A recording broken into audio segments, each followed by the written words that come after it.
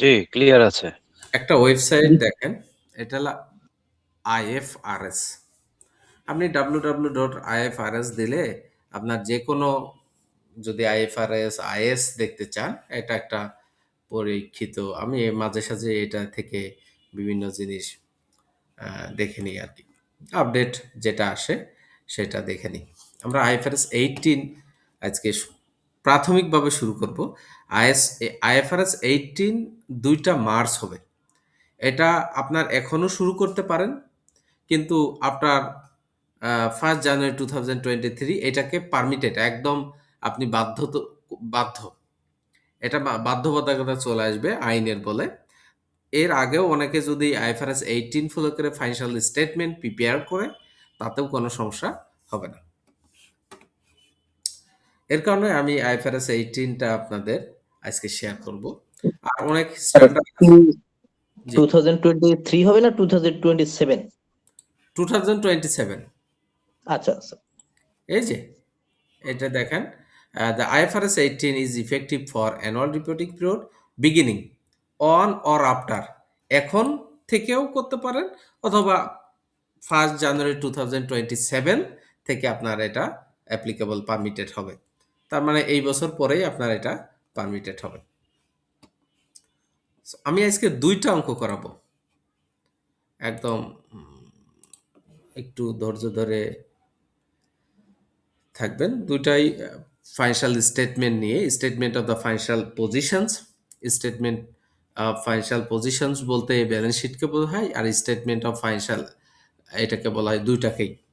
Financial পজিশনটা হলো আপনার ব্যালেন্স শিট, আর ফাইন্যান্সিয়াল পারফরমেন্স হলো profit and loss and other comprehensive income. এই চ্যাপ্টার নিয়ে আপনার কতবার একদম কম্প্রেহেনসিভ কোশ্চেন আসছে। এইবার একটা কোশ্চেন আসছে, একদম পার্শিয়াল একটা কোশ্চেন, জুলাই আগস্ট 2025। আমি ডিসেম্বরের কোশ্চেন এখনো আমার আপনাদের আইসিএবিতে আপলোড হয় নাই। এর কারণে ওইটা যখন আপলোড হবে তখনই আমি ওইটা আপনাদের সলিউশন করে দিব। জুলাই আগস্ট 2025 সালে 15 মার্কের একটা অঙ্ক আসছে, জাস্ট আপনাকে অনার্স ইকুইটি বের করতে বলছে। এইটা আমরা আজকে করব, আর বাদ বাকি আপনারা করবেন বাসায়, আমি দিয়ে দেব। আর বইয়ের একটা অঙ্ক আমি আপনাদের সাথে শেয়ার করব।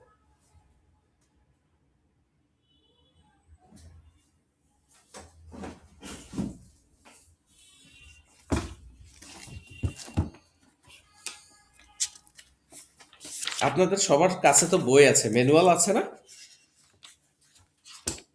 জি স্যার। বইয়ের প্রথম চ্যাপ্টার, আমি চ্যাপ্টার একটু পৌঁছাই আপনাদের। প্রথম চ্যাপ্টার হলো financial reporting framework and ethics. দ্বিতীয় চ্যাপ্টারেই আছে আপনার format of the financial statement. আর তৃতীয় চ্যাপ্টার আপনার রিপোর্টিং অফ ফাইন্যান্সিয়াল পারফরমেন্স। প্রথম চ্যাপ্টারটা টোটালি থিওরিটিক্যাল। আমি ওই থিওরিটিক্যালের কিছু অংশ আমি আজকে আপনাদের সাথে শেয়ার করব। সাথে দ্বিতীয় চ্যাপ্টারে ফরম্যাট নিয়ে আলোচনা করতে বলছে না, সেই ফরম্যাট নিয়ে আমি একটা ম্যাথ আপনাদের সাথে শেয়ার করব, ফরম্যাটও শেয়ার করব, সাথে ম্যাথও শেয়ার করব।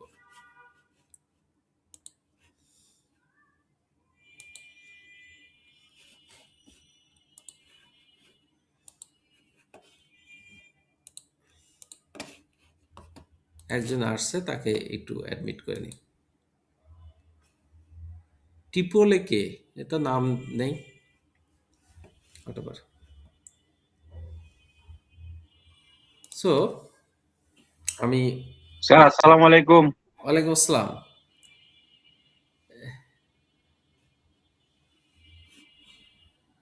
চলেন শুরু করা যাক।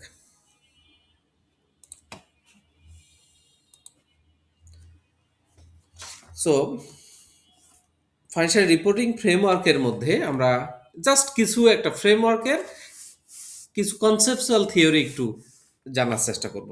কারণ এটা আপনার গোয়িং কনসার্ন নিয়ে আপনি জানেন, ডেফিনেশন যেগুলো আছে, আপনার ফান্ডামেন্টাল প্রিন্সিপাল সেগুলো জানেন, ইথিক্স প্রফেশনাল এগুলো আপনারা জানেন। জাস্ট আমি আইএফআরএস এর যে ফাউন্ডেশনস, সেটা নিয়ে আপনাদের সাথে 10 মিনিট মতো আলোচনা করব। রেগুলেটরি ফ্রেমওয়ার্ক কে কে, এটা নিয়ে একটু জাস্ট প্রথম চ্যাপ্টারে। কনসেপচুয়াল ফ্রেমওয়ার্কটা আপনার দেখেন, কনসেপচুয়াল ফ্রেমওয়ার্ক 8 চ্যাপ্টারে ভাগ করা হয়েছে। Conceptual framework is organized into following 8 chapter. Chapter 1, the objective of general purpose of financial reporting. Financial reporting কি? Chapter 2, qualitative characteristics of useful financial information. Useful financial information. Chapter 3, financial statement and reporting entities. And chapter 4, element of financial statement. এরপর আসছে recognition, derecognition, measurement, presentation and disclosure. এরপরে আপনার লাস্টে concept of capital and capital maintenance. And this is outside of financial accounting and reporting syllabus. আপনার concept capital and capital maintenance এটা আপনার জন্য outside.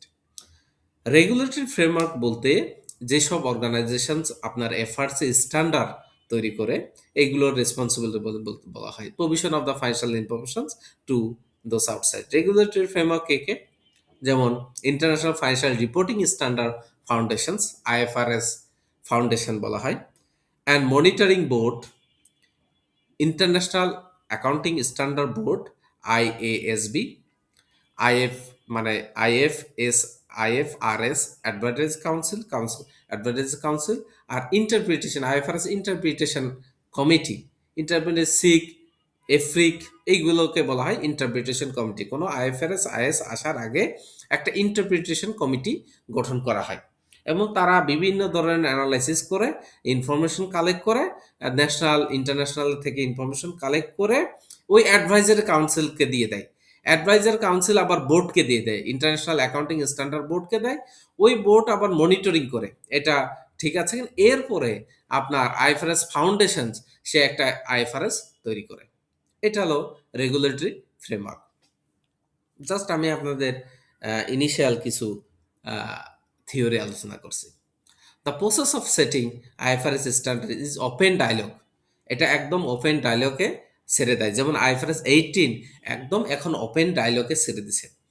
Open dialogue বলতে কেউ যদি এখন বলে যে এখানে একটু কারেকশন দরকার আছে বিভিন্ন মেম্বার বডিকে, তখন তারা এই আপনার ফাইনাল যখন একদম এই যে অলরেডি আইএফআরএস 18 পাবলিশড করার আগেই আপনার ওটা একটু কারেকশন করে নেবে। এটা ওপেন ডায়লগ ছেড়ে দেয় বিটুইন ন্যাশনাল এবং ইন্টারন্যাশনাল স্ট্যান্ডার্ড সেটার, যারা যেমন আমাদের international financial reporting standard member একটা আইসিএবি একটা মেম্বার। সো এই আইএফআরএস ফাউন্ডেশন ফর্ম করছে international sustainability and standard board ISSB in 2021। এর উদ্দেশ্য কি? To develop IFRS sustainability disclosure standard which with compliant IFRS standard. এটা একটা রেগুলেটরি ফ্রেমওয়ার্কের নিয়ে আমি একটু ধারণা দেওয়ার চেষ্টা করলাম। ফাইন্যান্সিয়াল রিপোর্টিংটা বিভিন্ন পারপাসে ফাইন্যান্সিয়াল রিপোর্টিং হয়। মেইন প্রসেসটা কি? Main process of identifying, measuring and communicating economic information to others. Financial reporting এর মেইন প্রসেসটা হলো আইডেন্টিফাইং করবে, মেজারিং করবে, কমিউনিকেটিং করবে economic information to others. Economic information অর্থনৈতিক তথ্য আদারকে কমিউনিকেট করবে। এটা আমাদের আইসিবি কি করছে? আইসিবি এটাকে কিভাবে অ্যাডপ্ট করছে? ICB code of ethics, international international accounting standard board conceptual ফ্রেমওয়ার্কটা আমরা অ্যাডপ্ট করছি। তার সাথে আমরা অ্যাডপ্ট করছি ফাইন্যান্সিয়াল স্টেটমেন্ট। যেমন ফাইন্যান্সিয়াল স্টেটমেন্টের মধ্যে আইএস 1 এর আলোকে আমরা যতগুলো আছে দেখেন সব আইএস আইএফআরএস এফআরসিতে যায়। এফআরসি এটা আবার গেজেট আকারে প্রকাশ করে যে এটা বাংলাদেশের জন্য কি হবে? অ্যাডাপ্টেড। আপনারা সবাই এটা ফলো করতে হবে। তো ফাইন্যান্সিয়াল স্টেটমেন্টের কম্পোনেন্ট দেখেন, যে স্টেটমেন্ট অফ ফাইন্যান্সিয়াল পজিশন আপনারা এটা সবাই নিয়মিত অবগত আছেন। বাট আমি কনসেপচুয়াল ফ্রেমওয়ার্কের যেটা বলবো যে এটা আপনাদের জন্য 5 মার্কের জন্য চলে আসতে পারে থিওরি। যা আইএসবি কনসেপচুয়াল ফ্রেমওয়ার্ক নিয়ে আপনি কিছু বলেন, 5 মার্কের একটা থিওরি চলে আসতে পারে। এর কনসেপচুয়াল থিওরিক্যাল অনেক। দেখেন এই যে 4-5টা: পারপাস অ্যান্ড ইউজ, উদ্দেশ্য কি, underline assumptions, qualitative characteristics, element, capital maintain concept. এলিমেন্টের মধ্যে ফাইন্যান্সিয়াল পজিশন আর ফাইন্যান্সিয়াল পারফরমেন্স। এই যে ফাইন্যান্সিয়াল পজিশনটাই হলো আপনাদের ব্যালেন্স শিট, আপনারা যেটা বলেন ব্যালেন্স শিট অথবা ফাইন্যান্সিয়াল ব্যালেন্স শিট, যেমন asset liability and equity, financial position, আর ফাইন্যান্সিয়াল পারফরমেন্স হলো আপনার ইনকাম স্টেটমেন্ট, আমরা যেটা বলি ইনকাম অ্যান্ড এক্সপেন্ডিচার। তাহলে দুইটা ভাগে ভাগ করে ফাইন্যান্সিয়াল অ্যান্ড ফাইন্যান্সিয়াল পারফরমেন্স।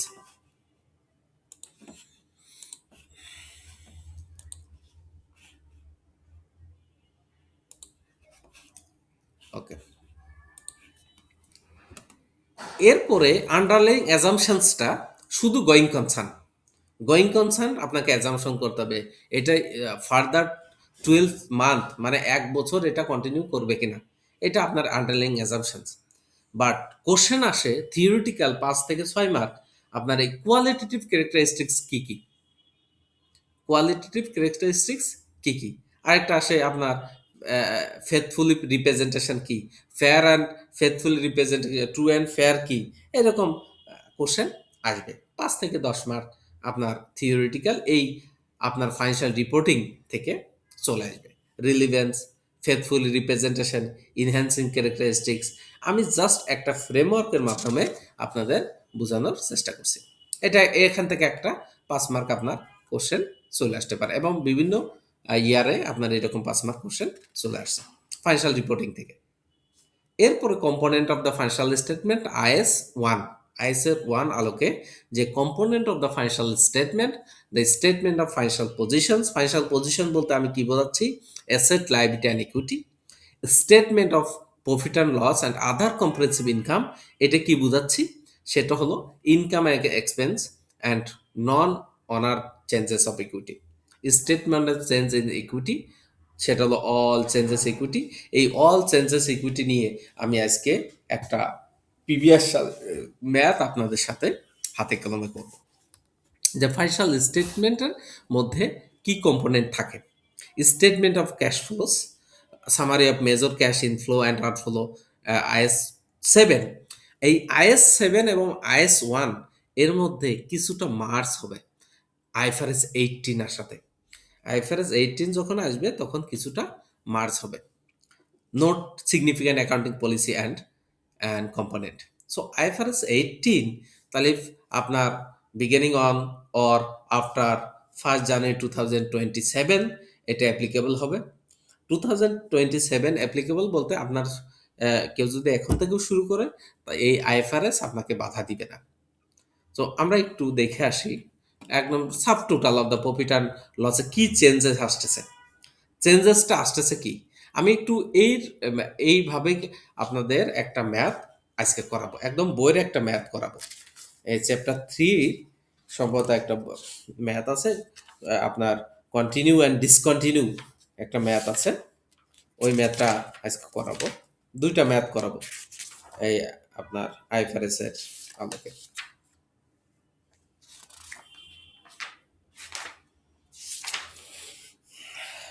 আচ্ছা দেখেন, IFRS 18-এ 3টা ক্যাটাগরিতে ভাগ করছে, যেমন IS 7 এর আলোকে ক্যাশ ফ্লো স্টেটমেন্টের আলোকে 3টা ক্যাটাগরিতে profit and loss for most company, সবগুলো কোম্পানিকে আপনাকে প্রফিট অ্যান্ড লস এইভাবে সাজাতে হবে।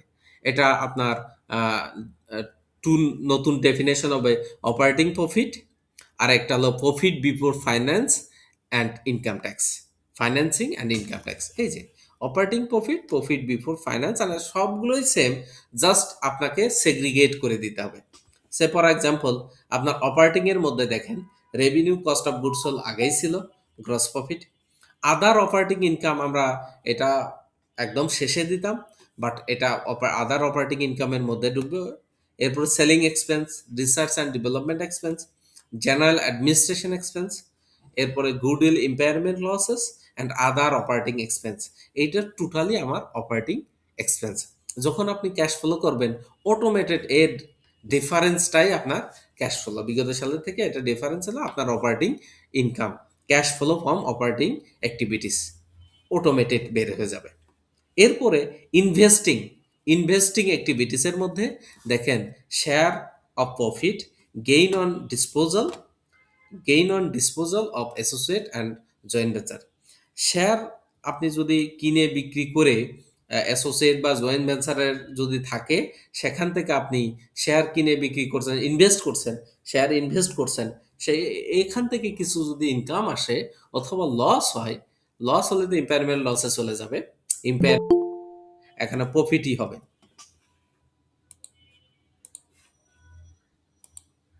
ওকে,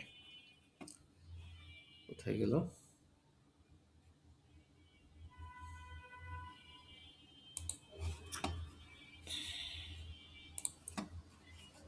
সো ইনভেস্টিং অ্যাক্টিভিটিস থেকে আপনার সেল শেয়ার ক্রয় বিক্রয়ের মাধ্যমে অথবা disposal of associate and joint ভেঞ্চারের মাধ্যমে যেটা প্রফিট হবে সেটা ইনভেস্টিং অ্যাক্টিভিটিসের মধ্যে থাকবে।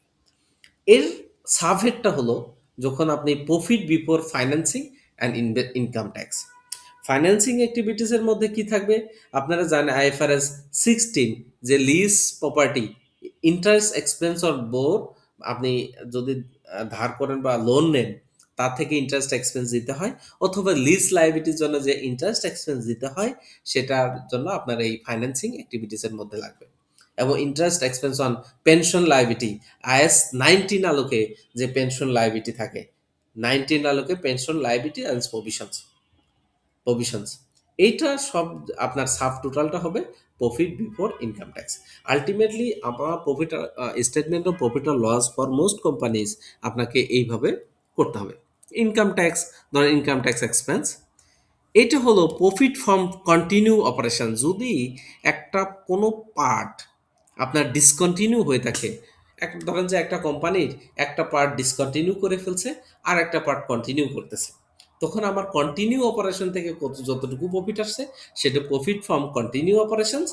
আর যদি ডিসকন্টিনিউ অপারেশন থেকে লস হয়, যে আপনার ডিসকন্টিনিউ অপারেশন আপনার প্রোডাকশন হচ্ছে না বাট সেটা আপনার লস বেয়ার করতেছে, কারণ তার কোনো ফিক্সড ইকুইপমেন্ট আছে, ফিক্সড মেশিনারি আছে, এবং আপনার লেবার যেগুলো লেবার অথবা এমপ্লয় যেটা আছে, ওয়েল ইকুইপড এমপ্লয় যেটা, ওয়েল ট্রেনার এমপ্লয় যেটা, তার তারা তো আপনার কোনো কাজ করতে পারতেছে না, তার থেকে যে লসটা হচ্ছে এটাকে বলা হয় ডিসকন্টিনিউ অপারেশনাল লস। এইটার লসটা আপনাকে এর সাথে অ্যাডজাস্ট করে আপনাকে প্রফিট নির্ণয় করতে হবে। এই হলো আইএফআরএস 18 মেন থিম, যে আপনার আইএস 1 কে কিছুটা হলেও আপনার কি করবে, সেগ্রিগেট করে দিবে আইএস 7 আলোকে। এনিবডি এলস, কারো কোনো কোশ্চেন আছে?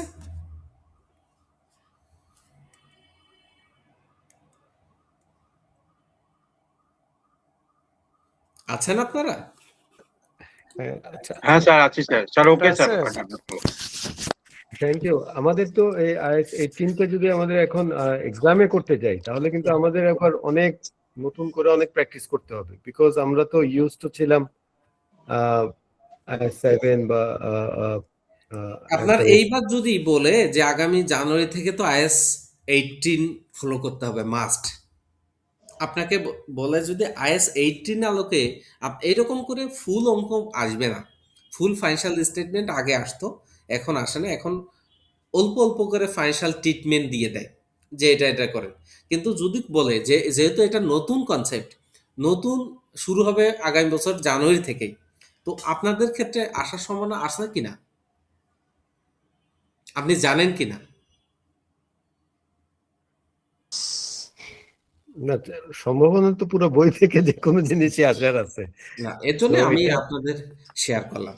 আর ওইটা তো আপনারা সেই ছোট 9 থেকে পড়ে আসছেন, ক্লাস 9 থেকে আপনার ফাইন্যান্সিয়াল হ্যাঁ, স্টেটমেন্ট ওইটাই আর কি, ওইটাই প্রিপারেশন করে। ওইটাই বলছিলাম, উই আর ইউজ টু, হ্যাঁ, আগের প্যাটার্নটাই আমরা সবাই ইউজ টু আর কি। আগের প্যাটার্ন তো একদম easy, revenue, cost of goods sold, gross profit, administration expense, তারপরে আপনার অপারেটিং এক্সপেন্স, তারপরে ডিস্ট্রিবিউশন এক্সপেন্স, এগুলো বাদ দিলে আপনার প্রফিট বিফোর ট্যাক্স।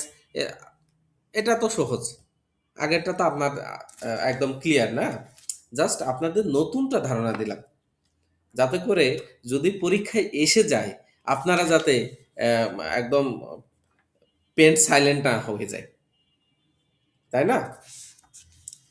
সো এই আইএফআরএস 18 এইটাই চেঞ্জেস। এই একটা অঙ্ক আমি আপনাদের বই থেকে নিয়া, এই অঙ্কটাই আমি আইএফআরএস 18 আলোকে করতে যাচ্ছি। স্যার, জি হ্যালো জি, বলেন ভাই। স্যার, এই চেঞ্জটার বেসিক কি বেনিফিট আছে স্যার? বেসিক বেনিফিট অনেক ভাই, অনেক। স্যার একটা দুটো দেখতে একটা বলি, একটা আমি বলি। আমরা ক্যাশ ফ্লো যখন করতে যাই, আমরা যে আগের যে প্রবলেমে আগের মতো যদি আমরা অঙ্ক করি, ক্যাশ ফ্লোতে বিভিন্নভাবে সেগ্রিগেট করা যায় না। Operating cash flow from operating activities clearly বোঝা যায় না। এখান থেকে আপনি ক্লিয়ারলি বুঝতে পারবেন। ইনভেস্টিং অ্যাক্টিভিটিস ক্লিয়ারলি আপনি ধরতে পারতেছেন না। বাট এইভাবে আইএফআরএস 18 যদি করেন, মোর ক্লিয়ার, মোর ক্লিয়ার, ক্রিস্টিয়ান ক্লিয়ার বলা হয়, একদম ক্লিয়ার। আপনার ইনভেস্টিং অ্যাক্টিভিটিস থেকে কত টাকা আপনি গেইন করতেছেন সেটাও দেখতে পারবে একজন। আবার ফাইন্যান্সিং অ্যাক্টিভিটিস থেকে কত টাকা আপনার ইনফ্লো এবং আউটফ্লো হচ্ছে আপনি সেটাও দেখতে পারেন। আপনার কিছু গেইন হতে পারে, ফাইন্যান্সিং গেইন হতে পারে, সেখান থেকেও ইনফ্লো আউটফ্লো যাবে। এরপর আপনি ইনকাম ট্যাক্স কত দিচ্ছেন সেটাও ইজিলি আপনি করতে পারবেন। মানে আপনাকে পুরোটাই সেগ্রিগেট করা। ও এটা আচ্ছা আচ্ছা। দুইটা দুইটা নতুন ডেফিনেশন অ্যাড হয়েছে। একটা হলো অপারেটিং প্রফিট, আর একটা হলো profit before financing and income tax. Cash floor 100% মানে এটা এখানে পাওয়া সম্ভব কিনা আমি একটু ডাউট, বিকজ আমরা তো ফাইন্যান্সিয়াল স্টেটমেন্ট করি হচ্ছে অ্যাকচুয়াল বেসিসে। আমি যদি ক্যাশ ফ্লো অ্যাকচুয়াল করতে চাই তাহলে এখানে আবার ডেপ্রিসিয়েশনের ইস্যু আছে। অপারেটিং এর যে রেজাল্ট এটা দেখে তো বোঝা যাবে না যে এইটাই অ্যাকচুয়াল অপারেটিং এর ক্যাশ ফ্লো বা ফাইন্যান্সিয়াল এর বা ইনভেস্টমেন্টের। না, ওইটা তো আপনার একটু কারিশমা থাকবে, যেমন ডেপ্রিসিয়েশন আমার operating activities exactly, so ultimately cash flow আলাদা করতেই হবে, আলাদা করতে হবে। বাট এখানে থেকে আমি ধরেন যে আগে যেটা আগে বিভিন্ন লাইন লেন্থে ছিল, এখন লাইন লেন্থে একরকম হয়েছে এই আর কি। একরকম, হ্যাঁ 70% আমরা বুঝতে পারতাম, এখন এটা আরো 10% মোর অ্যাকুরেট। এক্স্যাক্টলি। আচ্ছা, আমি আজকে যেটা করাবো এই অঙ্কটা মিনিমাম 5 বার, মিনিমাম 5 বার আমি আপনার 16, 17, 18 দিকে আমি পরীক্ষার্থী ছিলাম। তো এই অঙ্কটা মিনিমাম 5 বার আপনাদের এক্সাম স্ট্যান্ডার্ড টেস্ট করছে। এই অঙ্কটা আইএফআরএস 18 আলোকে আমি সলভ করার চেষ্টা করব। এটা করার পর আমি একটা বিগত সালের রিসেন্ট যে কোশ্চেনটা আসছে এই কোশ্চেনটা সলভ করার চেষ্টা করব। আমি আপনাকে দেখাই। আর এরপরের ক্লাসটাই আমি আপনাদের ডেফার্ড ট্যাক্স নিয়ে ক্লাস নিব। ডেফার্ড ট্যাক্স বা ইনকাম ট্যাক্স যেগুলো আছে এগুলো নিয়ে পরের ক্লাসটাই করাবো। আচ্ছা,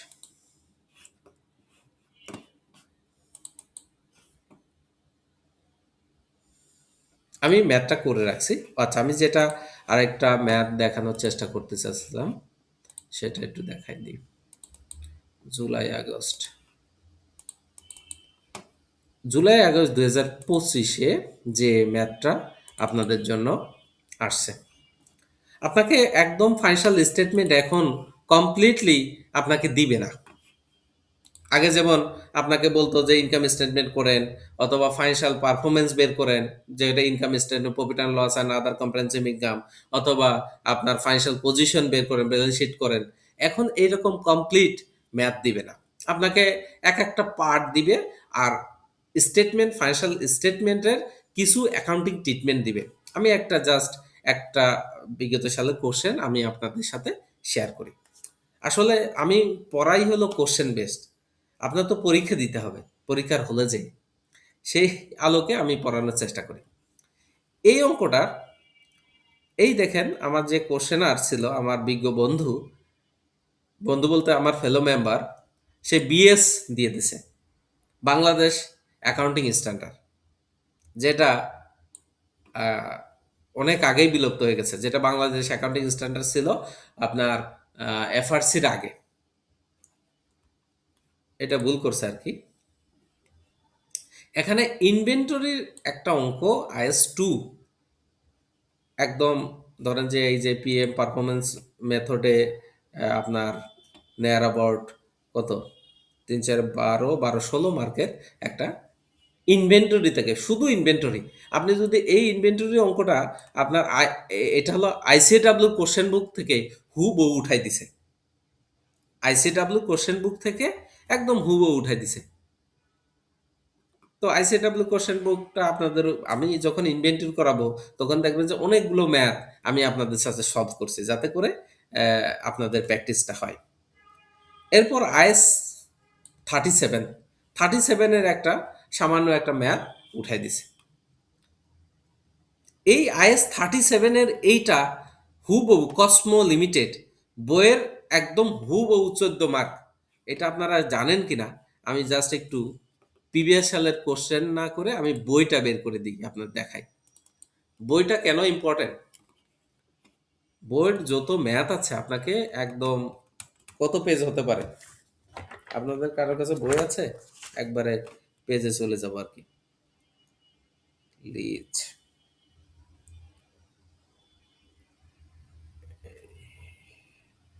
আদার স্ট্যান্ডার্ড 365 363 363 363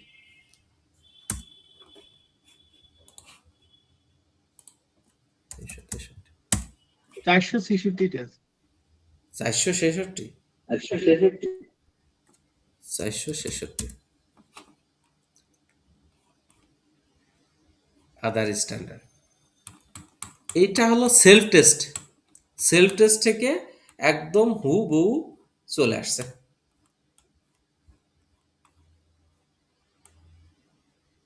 না এটা তো ভাই তো রেভিনিউ নাকি, এই যে এই দেখেন প্রভিসো পিএলসি, প্রভিসো পিএলসি থেকে একদম হুবহু ম্যাপটা চলে আসছে।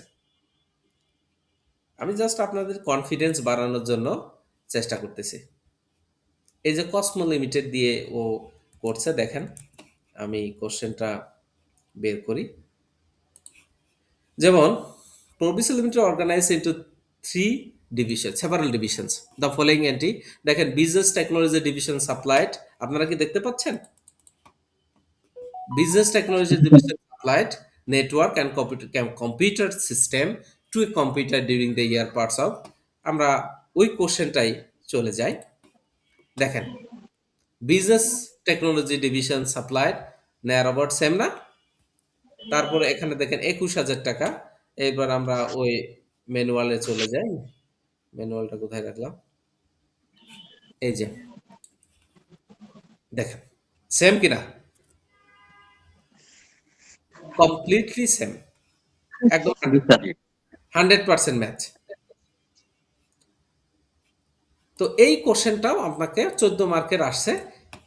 ইসে এখানেও দেখেন 14 মার্কের মনে হয় না, মার্ক এখানে সিস্টেম নাই। এই প্রভিসো এখানে 4-5টা ম্যাথ আছে, আপনাকে একদম মুখস্থ করে ফেলতে হবে। এরপরে আসেন আমাদের চ্যাপ্টার 6 রেভিনিউ, 255 270 হবে, 270 প্রপার্টি প্ল্যান ইকুইপমেন্টের পরে ইনটেনজিবল অ্যাসেট। আচ্ছা এরপরে রেভিনিউ,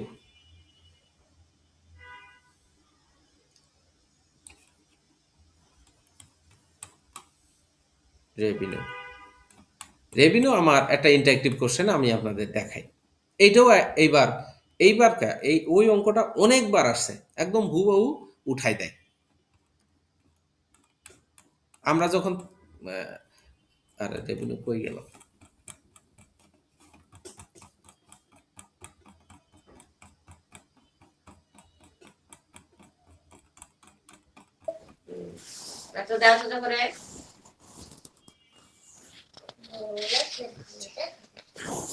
এই যে এই অঙ্কটা দেখেন তো, এটা দেখেন তো, এইটার সাথে এটা মেলে কিনা? এই প্রথমটা, এই যে দেখেন আচ্ছা কার একটু মিউট করেন না? আচ্ছা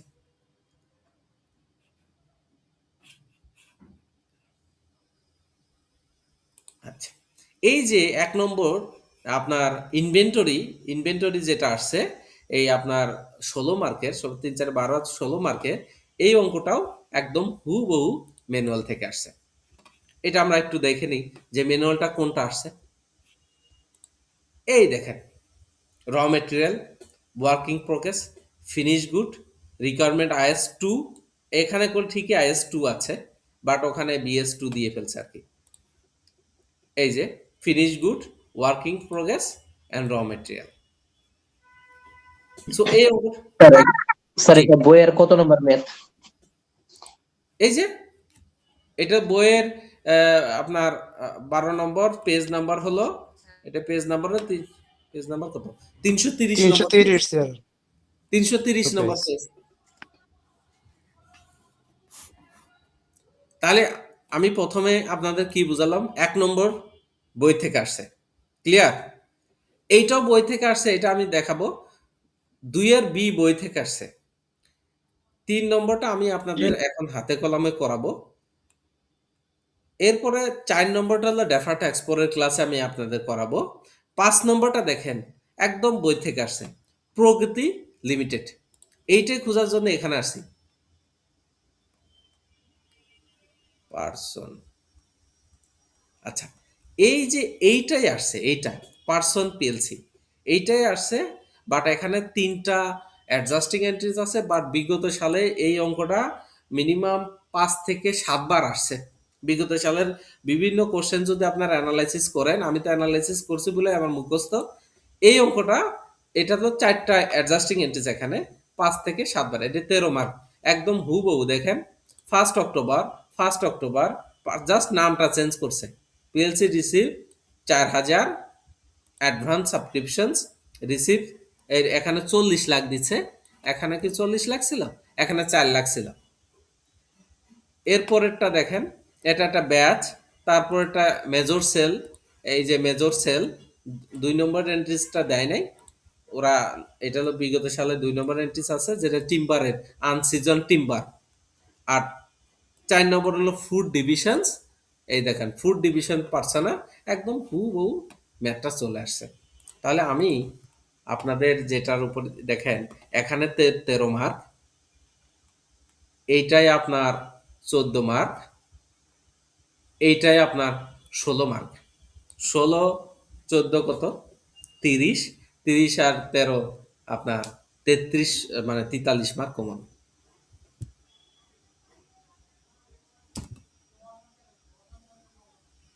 তেতাল্লিশ মার্ক যদি আপনার কমন থাকে, আর বাদ বাকি ম্যাথগুলো, তারপর আপনার এই যে কনসলিডেশন, ডেফার ট্যাক্স, একদম সহজ আসছে আপনাদের, যদি আমি কনসেপ্টটা বুঝাই দিই পারবেন।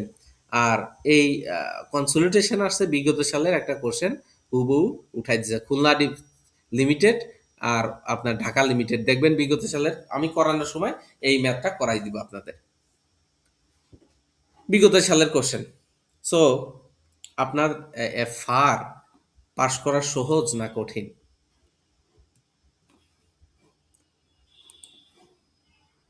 যদি আপনি ম্যানুয়ালটা মাথার ভিতর থাকে আর প্রিভিয়াস ইয়ারের কোশ্চেনটা মাথার ভিতর থাকে। আমি চেষ্টা করবো। 1 মিনিটের জন্য আমি একটু সবার মতামত নিতে যাচ্ছি।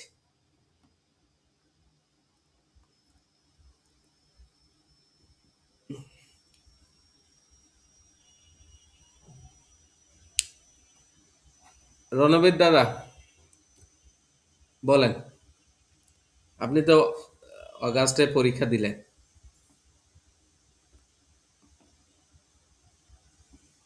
দাদা নাই। ভাই পরীক্ষা আমি অ্যাটেন্ড করছি, চলে আসছি, আর লিখি না কিছু। না, এই যে আপনার 43 মার্ক বই থেকে আসছে, এটা তাহলে বুঝতে আমাদের, পারছি। হ্যাঁ,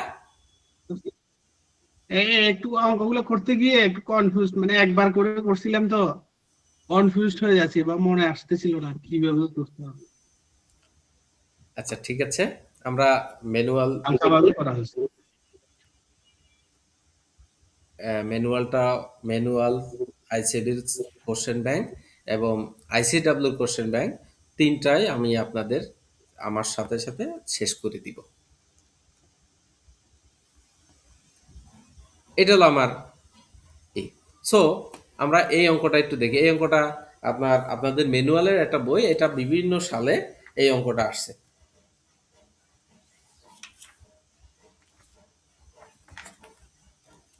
এটা বইয়ের কত নম্বর অঙ্কটা যেন, এটা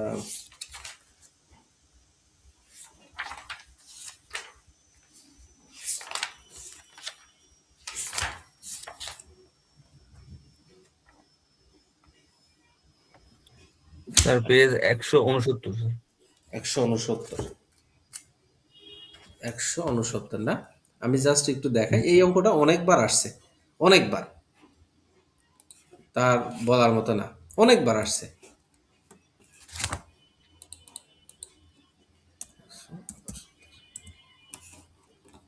করে ভাই এটা তো স্যার বইয়ের সাথে ওই পিডিএফ মিলবে না স্যার। আচ্ছা দেখ, আমি তো কোশ্চেনটা উঠাই নিয়ে আসছি।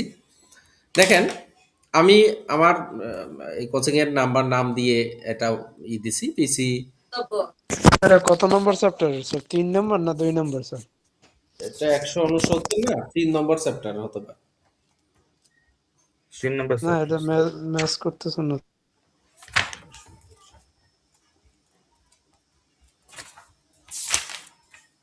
এই যে জি স্যার, ওয়েস্টার্ন, ওই যে ওয়েস্টার্ন এন্টারপ্রাইজ পিএলসি ওইটা স্যার? হ্যাঁ ওয়েস্টার্ন এন্টারপ্রাইজ পিএলসি। জি স্যার ঠিক আছে, পেয়েছি স্যার। পাইছেন না? এই ম্যাথটা, জি স্যার।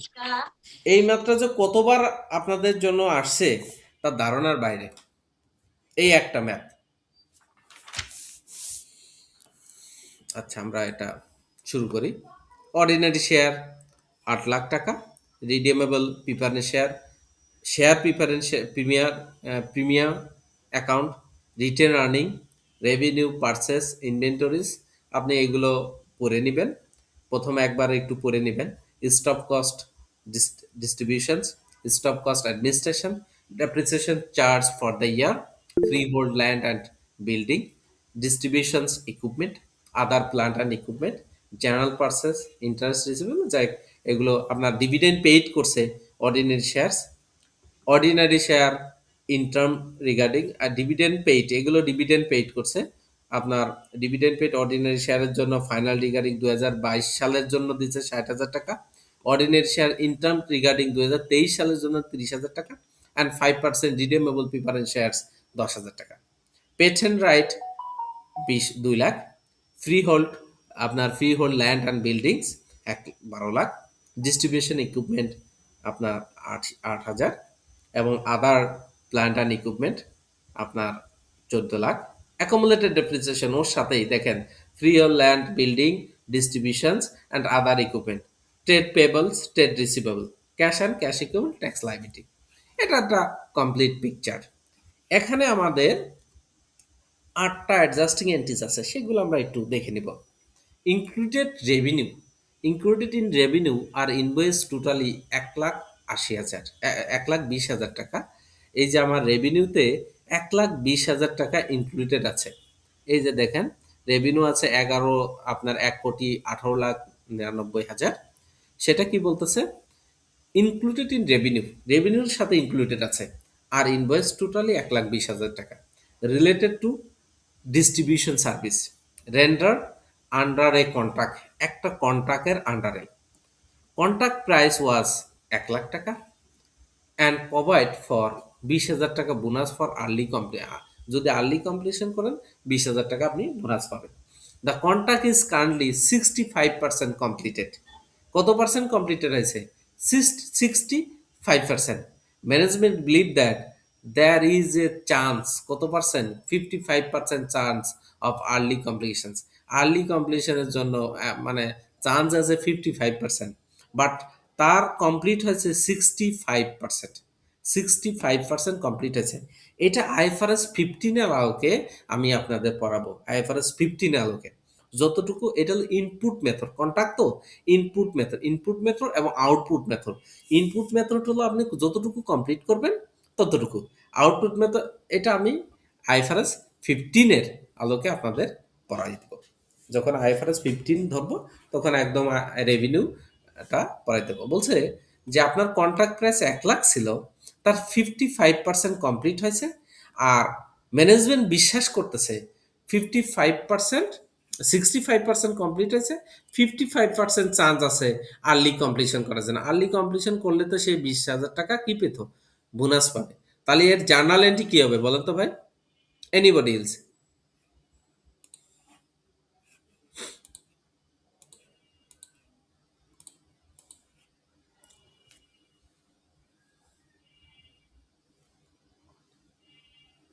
এক লাখের মধ্যে আমার 55% কমপ্লিট হয়েছে, আর বাদ বাকি 65% কমপ্লিট হয়েছে, বাদ বাকি কমপ্লিট হয়নি। বাট বলতেছে যে আমার আর্লি কমপ্লিট হওয়ার চান্স হলে 55%, আর্লি কমপ্লিট হতেও পারবে না। তাহলে আমার কন্ট্রাক্ট প্রাইস হলো 1,00,000, তার মধ্যে 65% কমপ্লিট হয়েছে, তাহলে আমার রেভিনিউ হবে কত? রেভিনিউ 65,000, কারণ যতটুকু কমপ্লিট হয়েছে আপনি ততটুকুই রেভিনিউ ডিক্লেয়ার করতে পারবেন, বাদ বাকি আপনি রেভিনিউ ডিক্লেয়ার করতে পারবেন না। দেখেন, as per revenue balance sheet হিসাবে আমি 1,18,00,000 আপনার অ্যাজ পার বইতে যেটা ছিল, এই যে রেভিনিউ 1,18,00,000 ডাইরেক্ট আগেই বসায় রাখছি। আমি রেভিনিউতে ইনক্লুড করে রাখছি কত? 1,20,000 টাকা ইনক্লুড করে রাখছি।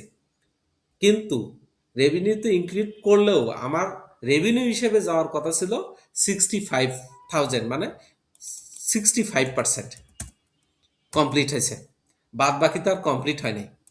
কমপ্লিট হয়েছে? Anybody else? জি না। তাহলে না স্যার। এই যে 55,000 টাকা, এইটা তো আমার কমপ্লিট হয় নাই।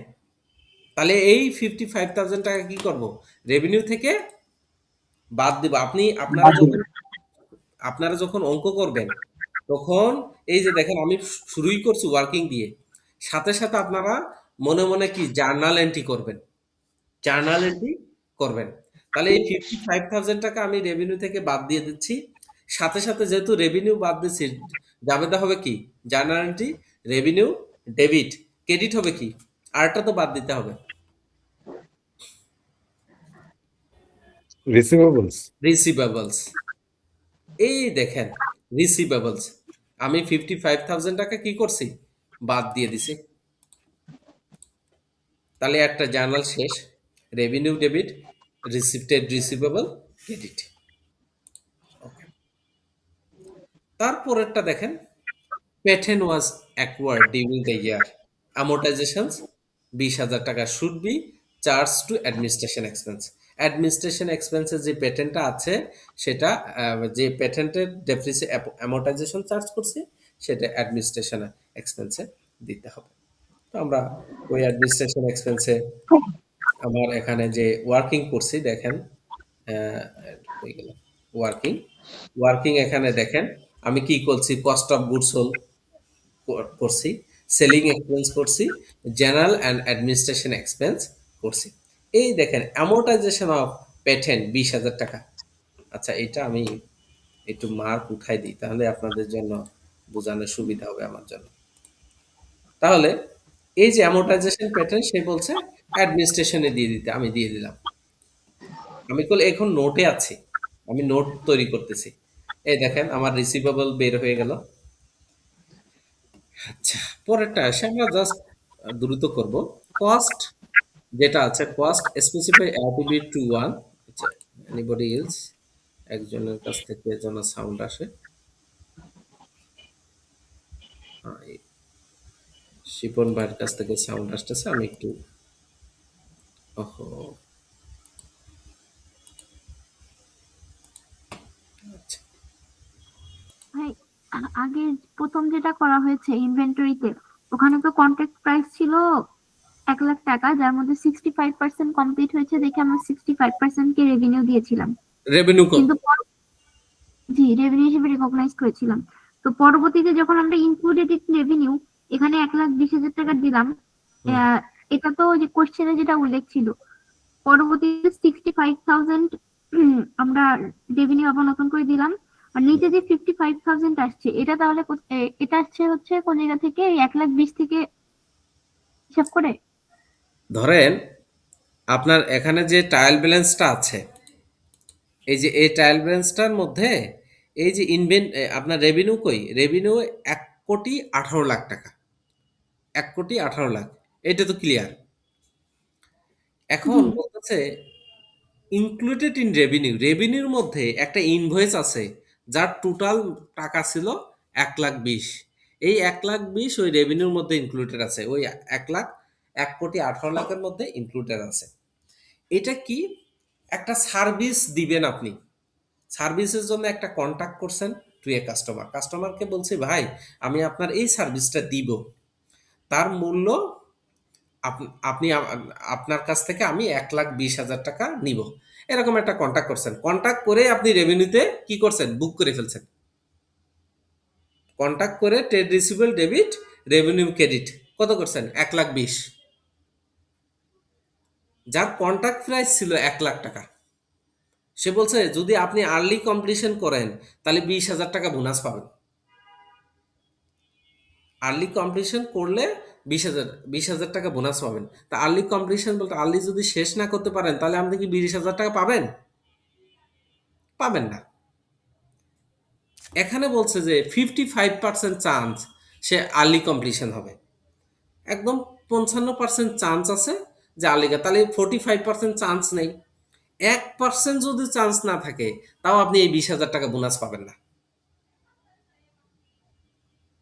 কিন্তু আমি যখন রিপোর্ট করতে যাচ্ছি রিপোর্টিং এন্টিটিসে, ধরেন যে ইয়ার এন্ডে আমি দেখতেছি 65% কমপ্লিট হয়েছে, এই 1,00,000-এর মধ্যে 65% কমপ্লিট হয়েছে, আর 35% কমপ্লিট হয় নাই। তার মানে আমি অ্যাজ পার IFRS 15 আলোকে আপনার পারফরমেন্স অব্লিগেশন যখন কমপ্লিট হবে, যখন performance obligation transfer to the owner, আপনি performance obligation right and ownership, risk and ownership transfer করে দিবেন, কন্ট্রোল ট্রান্সফার করে দিবেন, তখনই আপনি রেভিনিউ জেনারেট করতে পারবেন, অন্যথায় পারবেন না। এর কারণে এই 1,00,000-এর 55% আমি রেভিনিউ ধরছি 65,000 টাকা, আর 55,000 টাকা রেভিনিউ হয় নাই, কারণ এটা আমার ট্রেড রিসিভেবলের আন্ডারে রয়ে গেছে। ক্লিয়ার আপা?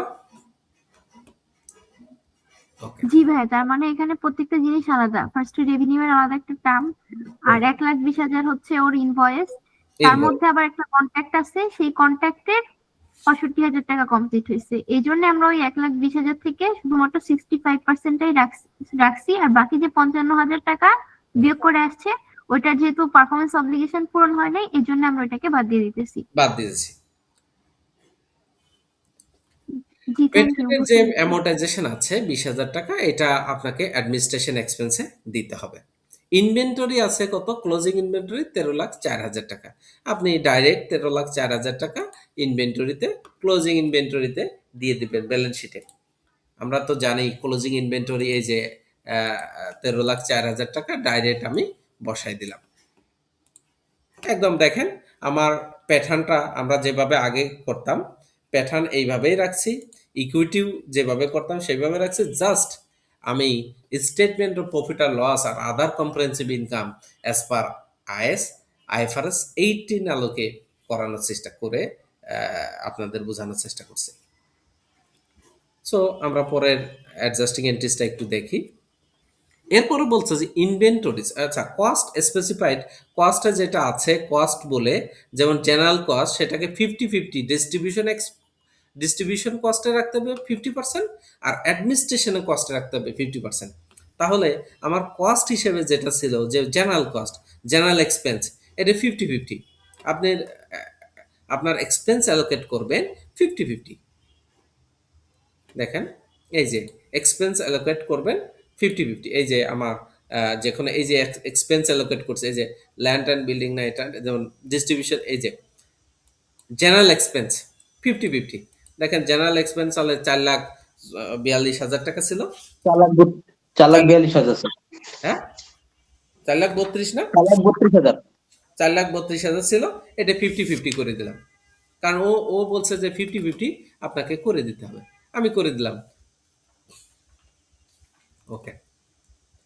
এরপরে দেখেন আমরা যেটা মোস্ট ইম্পর্টেন্ট আমরা দুটো ভুল করি, সেটা হলো ওই যে ফরেন এক্সচেঞ্জ গেইন একটা লস আছে, যে এই যে ইনভেন্টরিতে credit out, inventory credit out 8,46,000 টাকা was purchase from the Germany.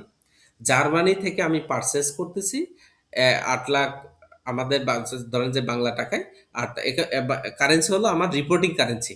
৮,৪৬,০০০ টাকা কি আমার রিপোর্টিং কারেন্সি। পারচেস করছি কবে, কোথা থেকে? জার্মানি থেকে। কি হিসেবে? ইউরোতে।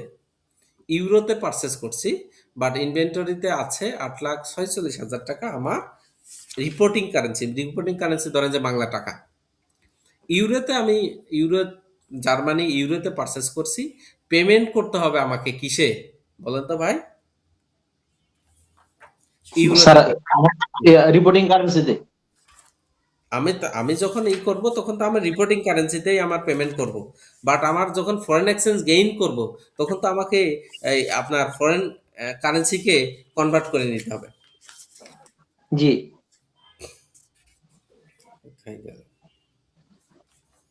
আচ্ছা, সো আমরা পেয়েবল করতেছি অ্যাজ পার ট্রানজাকশনে। ধরেন যে অ্যাজ পার 846 8,46,০০০ টাকা আপনার payable as at the date of transactions. Payable at the date of, যে দিনে আমি কিনছি ওই দিনে আমি তাকে পরিশোধ করতেছি কত? 8,46,০০০ যে দিনে কিনছি। আপনারা ক্লিয়ার কিনা? এরপর আসেন, আমরা পেমেন্ট করলাম কবে? Payment is due 2 March 2024। 2 March 2024 payment due হবে। আমার ইয়ার এন্ড হলো 31শে ডিসেম্বর 2023। ইয়ার এন্ড হলো 31শে ডিসেম্বর 2023, বাট পেমেন্ট ডিউ হবে 2 মার্চ 2024। তার মানে আমি এখনো পেমেন্ট করতেছি না, but payable at the date of ট্রানজাকশনে 8,46,০০০। জার্নাল কি দিছিলাম ভাই? Anybody else? Inventory, debit, trade payable, credit. 8,46,০০০ টাকা। এইটা খুব ইম্পর্টেন্ট, মাথায় একটু রাখেন যে এটা আমরা কিভাবে করব। ইয়ার এন্ডে আমাকে পরিশোধ করতে হবে। বলছে at the date of transactions the exchange rate ছিল আপনার টাকার বিপরীতে ইউরো 1.55। তাহলে 1 টাকার বিপরীতে ইউরো 1.55। টাকার মান বেশি না ইউরোর মান বেশি? টাকার মান বেশি। টাকার মান বেশি। আমরা যখন ট্রানজাকশন করছি তখন টাকার মান বেশি ছিল 1.55। ক্লিয়ার? অ্যাট দ্য ইয়ার এন্ডে এক্সচেঞ্জ রেট দাঁড়ালো 1.50। তখন টাকার মান কি হয়েছে? বাড়ছে না কমছে? কমছে। কমছে। তো আমি যখন কিনছিলাম তখন আমি 8,46,০০০ টাকা রেকর্ড করে ফেলছি, ইনিশিয়াল রেকর্ডিং, বাট ইয়ার এন্ডে আমার টাকার মান কমে গেল। তো টাকার মান কমে গেলে আমার পরিশোধ করতে হবে বেশি না কম? বেশি বেশি বেশি। ক্লিয়ার কিনা? জি স্যার। তাহলে আপনার এই যে 8,46,০০০কে 1.5 দিয়ে ভাগ দিবেন আর বেশিটা দিয়ে গুণ দিবেন, তাহলে দেখবেন যে আমার পরিশোধ করতে হচ্ছে বেশি। আমি একটু জাস্ট একটা ওয়ার্ড ফাইলে আপনাদের এটা বোঝানোর চেষ্টা করি। ডেবিট, যখন আমরা কিনছিলাম, ইনভেন্টরি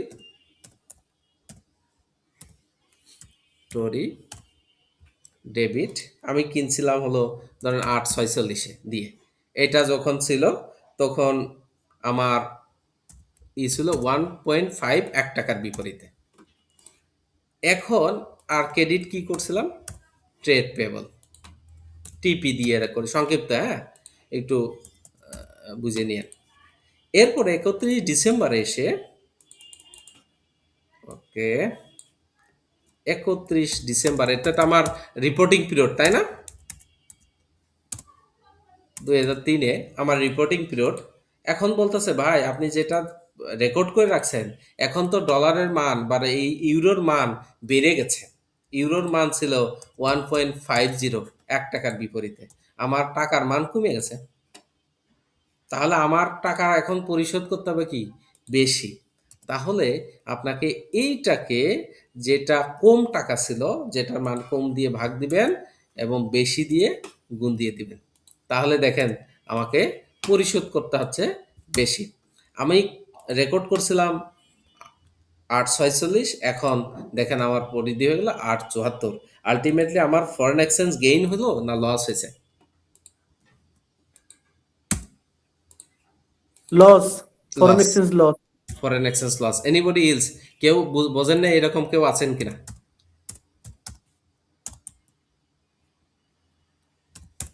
এক্সচেঞ্জ লস, এই এক্সচেঞ্জ লসটা কোথায় যাবে? আমার অ্যাডমিনিস্ট্রেশন, PNL এ যাবে। এই যে পিএলএ দেখেন অ্যাডমিনিস্ট্রেশন এক্সপেন্সে 28,200 টাকা ফরেন এক্সচেঞ্জ লস। ক্লিয়ার কিনা? ওকে, এরপরেরটা দেখেন, এরপরে ডিভিডেন্ড অলরেডি তারা পেইড করে দিছে, বলছে ডিভিডেন্ড অর্ডিনারি শেয়ার ডিভিডেন্ড 50,000 টাকা ওয়াজ প্রপোজড করছে ইন এত পেবল এটা। আচ্ছা, প্রপোজ ডিভিডেন্ড কি আমার ইসের সাথে অ্যাডজাস্ট হবে?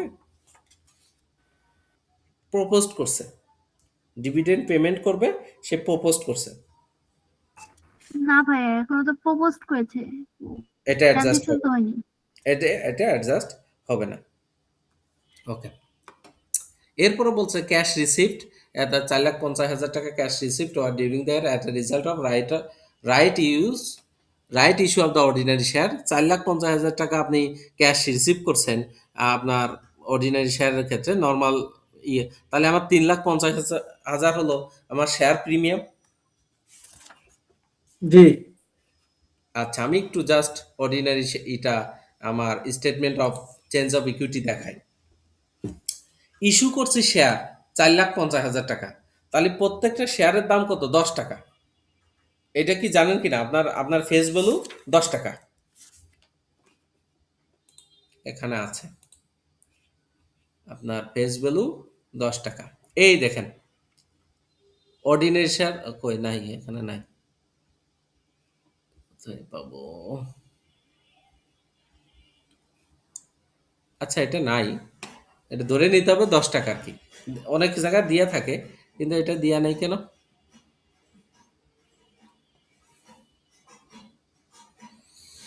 ফেস ভ্যালু 10 টাকা। তো এখানে সে ক্যাশ রিসিভ করতে, ওই যে এখানে বলছে নমিনাল ভ্যালু অফ শেয়ার 1,00,000 টাকা ওয়াজ ইস্যুড 1,00,000 টাকা। তার মানে আপনার নর্মালে যেটা ক্যাপিটালে 1,00,000 টাকা ইস্যু করছেন আর টোটাল আপনি রিসিভ করছেন 4,50,000। তার মানে আলটিমেটলি ক্যাপিটালে যাবে, শেয়ার ক্যাপিটালে যাবে 1,00,000 টাকা, শেয়ার প্রিমিয়ামে যাবে 3,50,000 টাকা, ক্যাশ যাবে 4,50,000 টাকা। জার্নালটা কি হচ্ছে ভাই? Cash debit 4,50,000, credit share capital 1,00,000, share premium 3,50,000। Clear? জি স্যার। এই দেখেন শেয়ার ক্যাপিটাল 1,00,000, শেয়ার প্রিমিয়াম 3,50,000 আর টোটাল হলো 4,50,000 গেল। এরপরেরটা বলতেছে, এরপরেরটাই আমার হলো টুইস্ট। বলছে 1st January the company made decision to sell it loss making soft toy. একটা লস মেকিং সফট টয়কে সে সেল করে দিবে at a result of several competition of the first east. The company is confident that closure will be completely 30 April 2004। Completed হবে 30 April 2004-এ। এখানে একটা IFRS কোনটা কাজ করবে বলেন তো? আইএফআরএস 5 5, আইএফআরএস 5, আইএফআরএস 5 এর আপনার 4টা মেথড আছে। আমি ধরেন পড়ানোর সাথে সাথে ওইটা একটু, আইএফআরএস 5, আচ্ছা জায়গা এটা পরে পড়াবো না। আইএফআরএস 5-এ কমিটেড টু সেল, যদি কোম্পানি কমিটেড টু সেল আগামী 12 মাসের ভিতরে সে কমিটেড সেল থাকে, তার অ্যাসেট হেল্ড ফর সেল হিসেবে কমপ্লিট করতে হবে, 12 মাসের ভিতর সেল করে ফেলবে।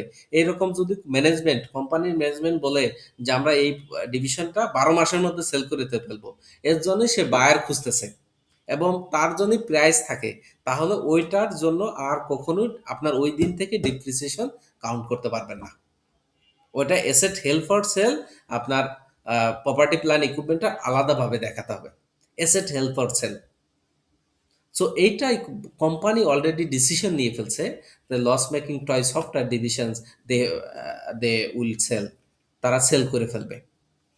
তো সেল করলে কি হবে, company is confident that closure will be completed আপনার 30 এপ্রিল 2024 এটা ক্লোজ হয়ে যাবে। তার মানে যেই দিন সে সিদ্ধান্ত নিছে কবে, 1 জুন 2003, ওই দিন থেকে ডিসকন্টিনিউ অপারেশন, মানে জুনের 3 দিন থেকে ডিসকন্টিনিউ অপারেশন আলাদাভাবে আপনার কন্টিনিউ অপারেশন প্রফিট আলাদা করতে হবে, ডিসকন্টিনিউ অপারেশন প্রফিট আলাদা করতে হবে।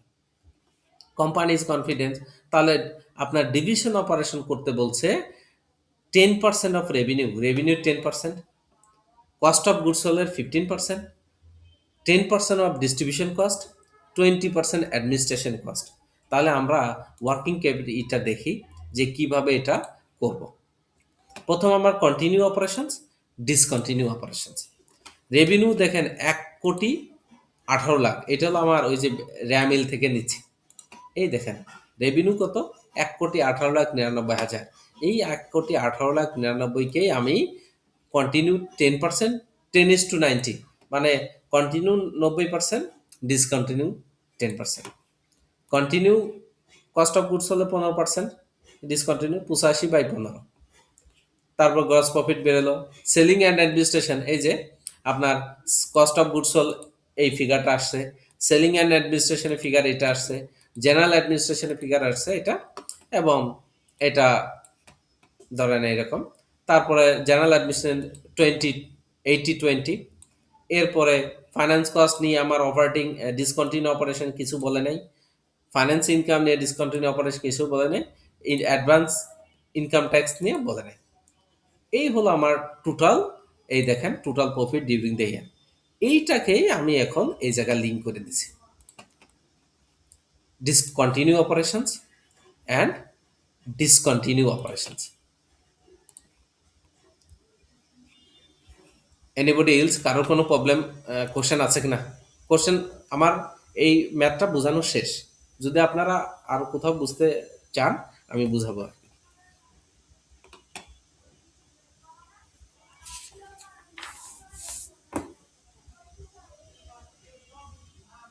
স্যার এই যে কন্টিনিউ আর ডিসকন্টিনিউ অ্যানালাইসিস এটা সেগ্রিগেশন করে দেখাইতে হবে স্যার? হ্যাঁ, দেখাতে হবে, একটা নোট দিয়ে দেখাতে হবে। এই দেখেন আমি প্রথম নোটটা দিছি রেভিনিউ, দ্বিতীয় নোট দিছি অ্যানালাইসিস অফ এক্সপেন্স। আপনারা এইভাবে চেষ্টা করবেন নোট দিয়ে। আর আপনাদের এই যে হেডিংটা নীল কালি দিয়ে লেখার চেষ্টা করবেন। অবশ্যই এক একজন এক এক রকম লেখে, বাট আমি লিখতাম নীল কালি দিয়ে। কারণ দেখেন আপনি কোনো প্রেজেন্টেশন করেন যখন, তখন দেখবেন যে হেডিংটা আছে এইটা আপনি ব্লক করে দেন, কালি বাড়াই দেন। যেমন এটা আমি কালি বাড়াই দিছি কারণ আপনাদের চোখে পড়ানোর জন্য। তো এর জন্য আপনারা এই হেডিংটা নীল কালি দিয়ে লেখার চেষ্টা করবেন। তারপরে এটা একটা অ্যাড, কন্টিনিউ ডিসকন্টিনিউ অ্যানালাইসিস আলাদা করে আপনাকে বসাতে হবে। বসানোর পর আপনার IAS 18 আলোকে continue operations and discontinue operations.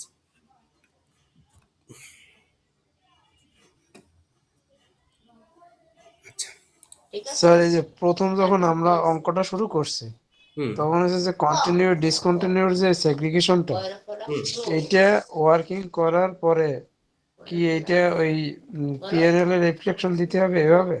হ্যাঁ, ওয়ার্কিং করার পরে আপনাকে পিএলএ দিতে হবে, ওয়ার্কিং করার পর। তাছাড়া তো আপনি বুঝবেন না।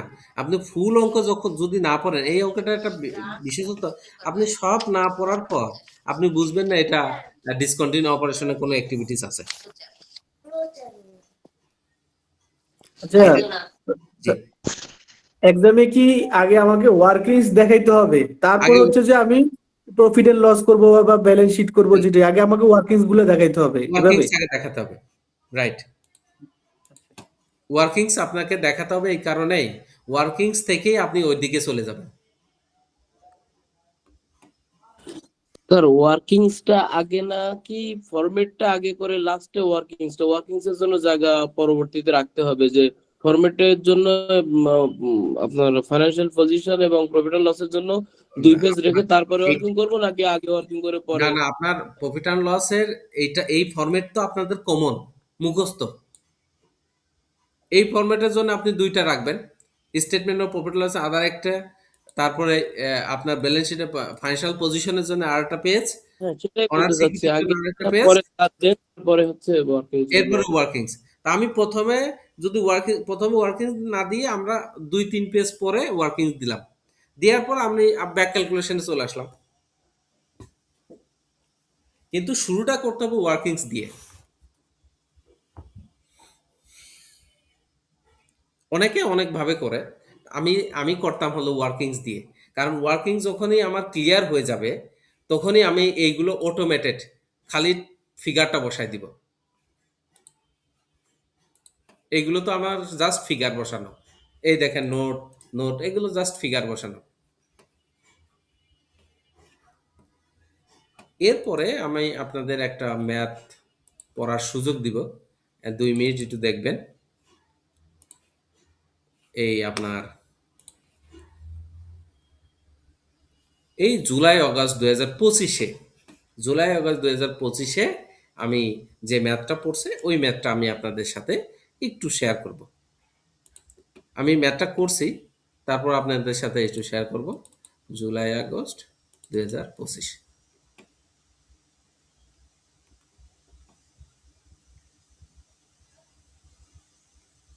এই যে ম্যাথটা দেখা যায়, প্যারাগন কোম্পানিজ। আপনারা একটু 2 মিনিটের জন্য একটু পড়েন, 2 মিনিটস।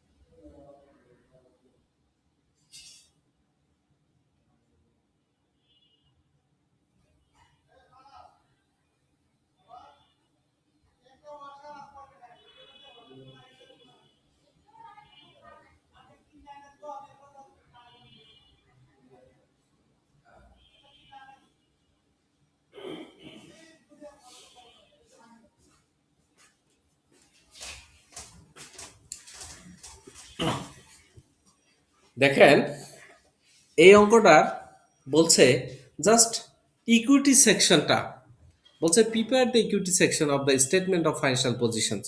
ফাইন্যান্সিয়াল পজিশন আপনি শুধু ইকুইটি সেকশন করতে হবে, আর কিছু করতে হবে না।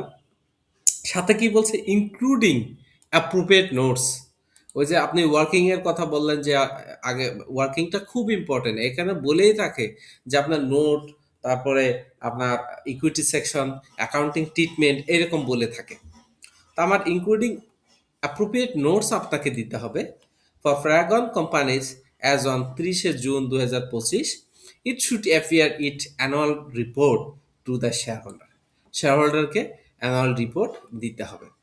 তার মানে আমার ইকুইটি সেকশনে কি আছে, আপনার ক্যাপিটাল আছে, অর্ডিনারি ক্যাপিটাল আছে, প্রিফারেন্স শেয়ার আছে, ট্রেজারি যদি থাকে ট্রেজারি শেয়ার থাকে, তারপরে প্রিমিয়াম থাকে, রিটেন আর্নিং থাকে, এইগুলোই আমার ইকুইটির পার্ট। তো আমরা শুরুটা আপনাদের সাথে শুরু করে দিই আর কি। বলছে Paragon company was formed July 1st, 2021. It was authorized to issue 3 lakh shares for টাকা 10 পার শেয়ার ভ্যালু, 10 টাকা করে শেয়ার, অর্ডিনারি শেয়ার ইস্যু করবে। আর এখানে একটা কোশ্চেন বলছে 1000 শেয়ার অফ 80% টাকা 45 পার ভ্যালু কিউ আপনার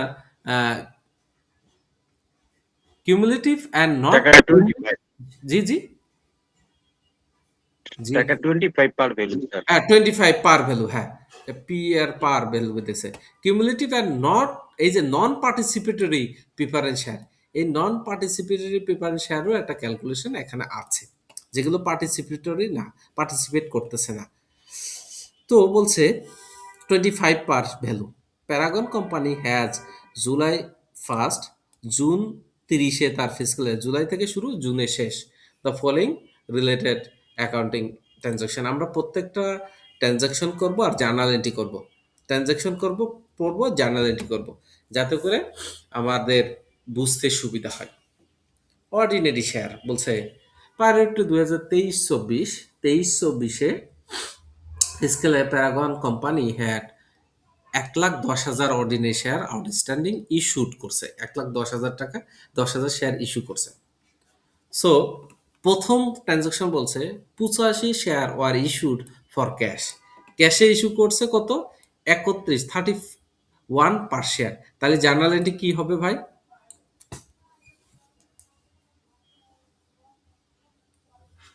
স্যার ক্যাশ অ্যাকাউন্ট ডেবিট হবে sir, share capital credit ordinary share আর শেয়ার প্রিমিয়াম আছে, শেয়ার প্রিমিয়াম ক্রেডিট স্যার। আচ্ছা এখানে স্যার দাম হচ্ছে 31 টাকা স্যার। হ্যাঁ cash debit ordinary share credit share premium credit credit. তাহলে ক্যাশ ডেবিট হবে কত? পুরো টাকাটাই 85 গুণ 31। 31।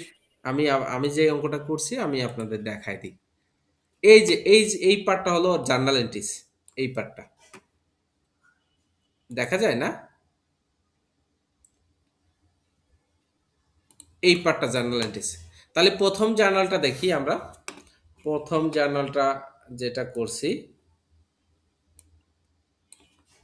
আচ্ছা প্রথম জার্নালটা ক্যাশ ডেবিট 85 গুণ 31, শেয়ার ক্যাপিটাল অর্ডিনারি 85 গুণ 10 টাকা করে, শেয়ার প্রিমিয়াম 21 টাকা হলো আমার প্রিমিয়াম। ক্লিয়ার? ট্রানজাকশন শেষ। এরপর আমি এইগুলো আবার লেজার করছি, লেজার এই জার্নাল দিয়ে লেজার করছি, লেজার করার পর আপনাদের এই দেখেন পার্শিয়াল ফাইন্যান্সিয়াল পজিশন ইকুইটিটা আমি এখানে নিয়ে আসছি। তো প্রথম আমি জার্নালটা করছি আপনাদের সহজভাবে বোঝানোর জন্য। তো আসেন 1 জুলাই 24 2021 5,000 শেয়ার এক্সচেঞ্জ করছে, 5,000 শেয়ার এক্সচেঞ্জ করছে প্লট অফ ল্যান্ড, কস্ট আপনার কস্ট অফ সেলার 70,000 টাকা, ফেয়ার ভ্যালু কত 2,20,000 টাকা। তাহলে সে এক্সচেঞ্জ করে কত পাচ্ছে? 2,20,000 টাকা পাচ্ছে। তাহলে ক্যাশ জার্নালটা কি হবে? Anybody else? Sir land debit হবে স্যার, হ্যাঁ হ্যাঁ আর শেয়ার ক্যাপিটাল ল্যান্ড ডেবিট হবে sir, land debit share capital ordinary credit আর share premium ordinary credit sir. হুম ঠিক আছে, আপনারা এটা স্যার প্রশ্নটা ভালোভাবে বুঝি নাই। প্রশ্নটা বলতেছে আমি যে আমার তো অর্ডিনারি শেয়ার হলো 1,10,000, এই 1,10,000-এর মধ্যে আমি যে অর্ডিনারি শেয়ার ইস্যু করছি তার মধ্যে 85 অর্ডিনারি শেয়ার ক্যাশে ইস্যু করছি, ক্যাশ পাইছি। ওইটা বুঝেছি স্যার, বি নাম্বারটা। দ্বিতীয়টা আমি ইস্যু করছি হলো একটা ল্যান্ডের বিনিময়, ক্যাশ না, ক্যাশ না।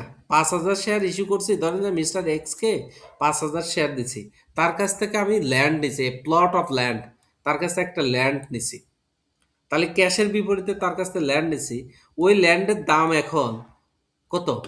2,20,000 টাকা। তো 2,20,000 টাকা যদি আমি ক্যাশে, এখানে কি ছিলাম? ক্যাশ নিছি না, 85,000 শেয়ার 31 টাকা করে ক্যাশ নিছি, এখানে বলছে ভাই আমি ক্যাশ নিব না, এক্সচেঞ্জ করব। তাহলে একটা প্লটের বিনিময়ে 5,000 শেয়ার এক্সচেঞ্জ করছি। তাহলে প্লটের, তাহলে 2 লাখ, এখন ওই প্লটের দাম হলো 2,20,000 টাকা।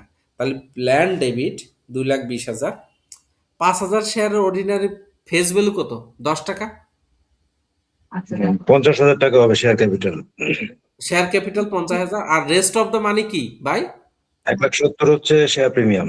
Share premium. এই দেখেন rest of the money 2,20,000 land, share capital ordinary 10 টাকা করে 50,000, আর এই দেখেন আমি just rest of the money কি শেয়ার প্রিমিয়াম। ওকে,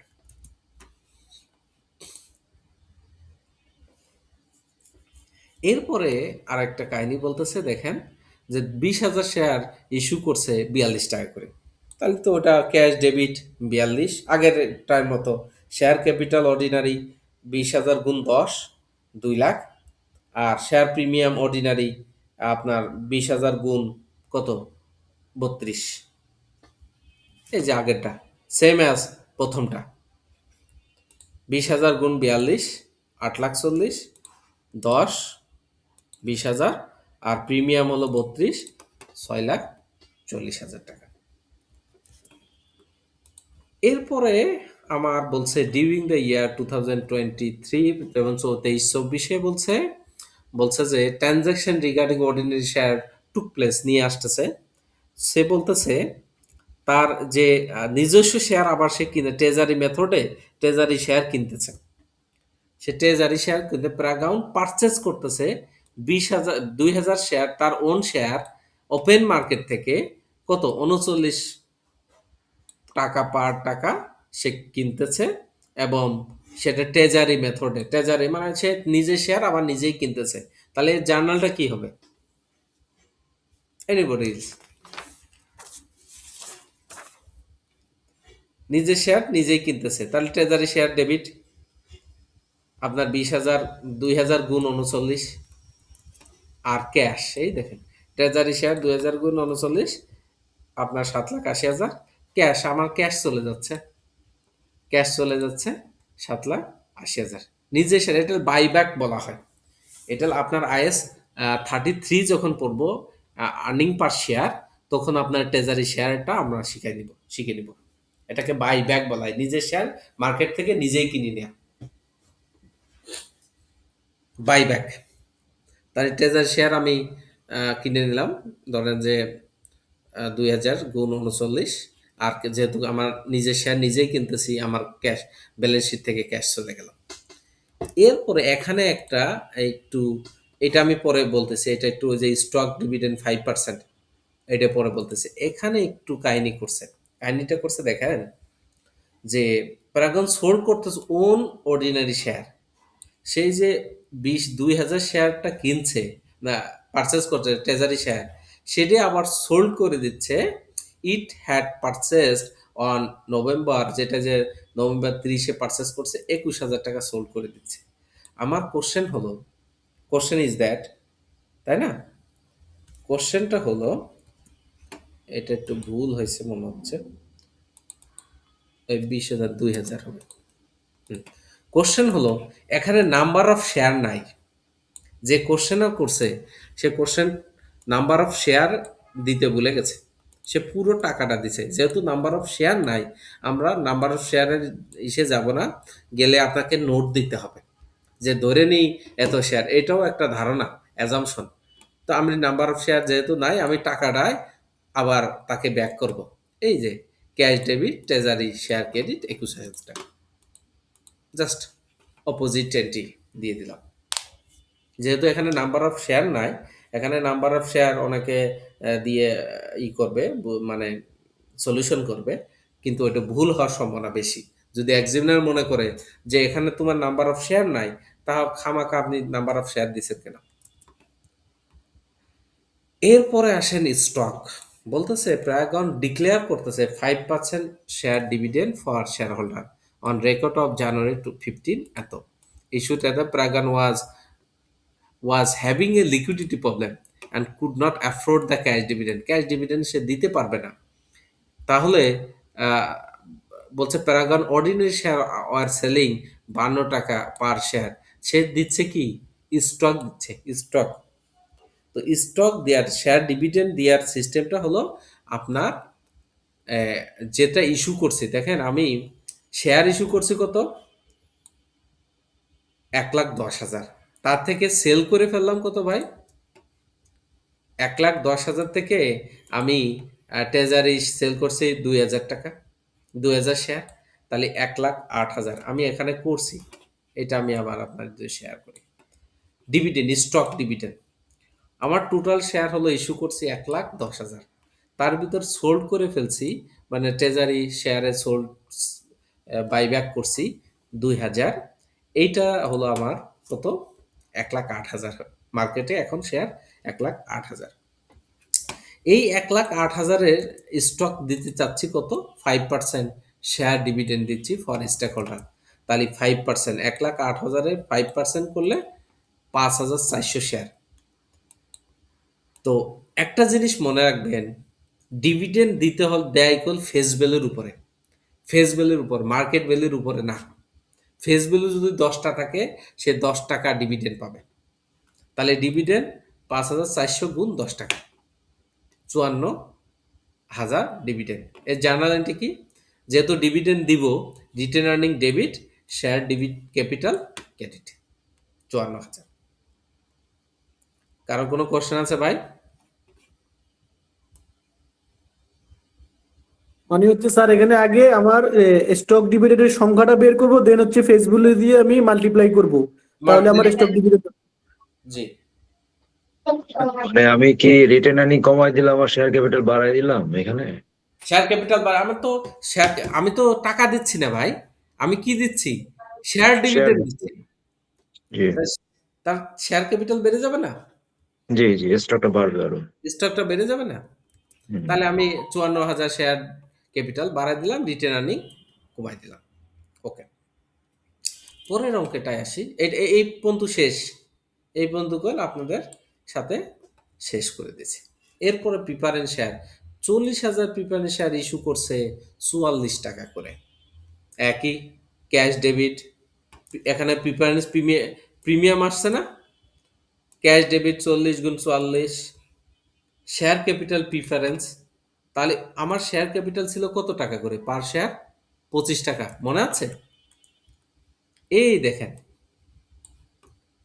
প্রিফারেন্স শেয়ার ছিল কত, 25 টাকা পার শেয়ার। এই যে কিউমুলেটিভ অ্যান্ড আপনার নন পার্টিসিপেটরি প্রিফারেন্স শেয়ার, তাহলে ওর ফেস ভ্যালু কত, 25 টাকা।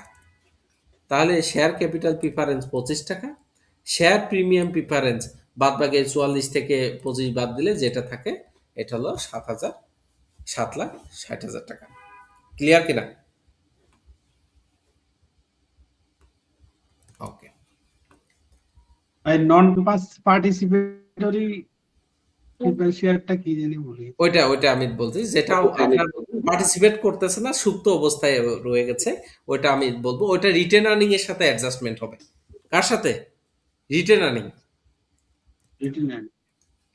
এই যে আমি যখন রিটেন আর্নিং দিচ্ছি, দেখেন এরপরে বলতেছে, আমি আসি, এরপরে বলতেছে যে আপনার ডিক্লারেশন ডেট দিছে, প্রত্যেক ডিক্লারেশন ডিভিডেন্ড কত হবে। এই বছর তো ডিভিডেন্ড দিবে না, বলছে no cash dividend were declare during the June 13 due to কোম্পানির লিকুইডিটি প্রবলেম। লিকুইডিটি প্রবলেমের কারণে ডিভিডেন্ড নেই, বাট প্রিফারেন্স শেয়ার কে যদি ডিভিডেন্ড দেয় তাহলে 1 টাকা করে দিতে হবে, 1 টাকা পার শেয়ার, 1 টাকা পার শেয়ার। এরপরে বলছে রিটেন আর্নিং, তার ওপেনিং ব্যালেন্স হলো 6,90,000, বসায় দেন ওপেনিং ব্যালেন্স 6,90,000। এরপরে বলতেছে profit during the year 40,000, 40,000 profit during the ইয়ার, বসায় দেন। মোটামুটি এই দুটা ক্লিয়ার। এরপর আমি ওই যে ডিভিডেন্ড দিলাম না, stock dividend, written earning debit, share capital credit, এই যে 54,000 ডিভিডেন্ড বাদ দিয়ে দিলাম। বাদ দেওয়ার পর এখন নন পার্টিসিপেটরি প্রিফারেন্স শেয়ার, নন পার্টিসিপেটরি প্রিফারেন্স শেয়ার বলতেছে আমার প্রিফারেন্স শেয়ার কত, 40,000 শেয়ার। প্রিফারেন্স শেয়ার কত, 40,000। 40,000-এর আমার 80%, 40,000 গুণ 25 গুণ 80%। এই দেখেন আমি 40,000 গুণ 25 টাকা করে পার শেয়ার, 80% আমার নন প্রিফারেন্স শেয়ার। তার থেকে 8%। 8%, সরি 8%, 80%, 8%। তার থেকে সে প্রিফারেন্স শেয়ার ডিভিডেন্ড দিচ্ছে কত? ক্যাশ ডিভিডেন্ড ডিক্লেয়ার করছে 1 টাকা পার শেয়ার। প্রত্যেক বছরে তাকে 1 টাকা পার শেয়ার দিতে হবে। আপনি অর্ডিনারি শেয়ারকে দেন আর না দেন, বাট প্রিফারেন্স শেয়ার হোল্ডারকে 1 টাকা করে দিতে হবে। এই যে 1 টাকা, 1 টাকা। আলটিমেটলি 40,000 শেয়ার আপনাকে প্রিফারেন্স শেয়ারকে দিতে হবে। অর্ডিনারি শেয়ারের ক্যাশ ডিভিডেন্ড দেন আর না দেন, বাট প্রিফারেন্স শেয়ারদের আপনাকে 1 টাকা করে দিতে হবে। এই 1 টাকা নন পার্টিসিপেটরি প্রিফারেন্স শেয়ার। এই হলো আমার জার্নাল এন্ট্রি শেষ। তাহলে আমি জার্নাল এন্ট্রি যদি শেষ হয়ে যায়, আমি এর থেকে লেজার করতে পারি না? এর থেকে আমি লেজার করব এবং লেজারের ব্যালেন্সিং ফিগার ইকুইটিতে দিয়ে দেব।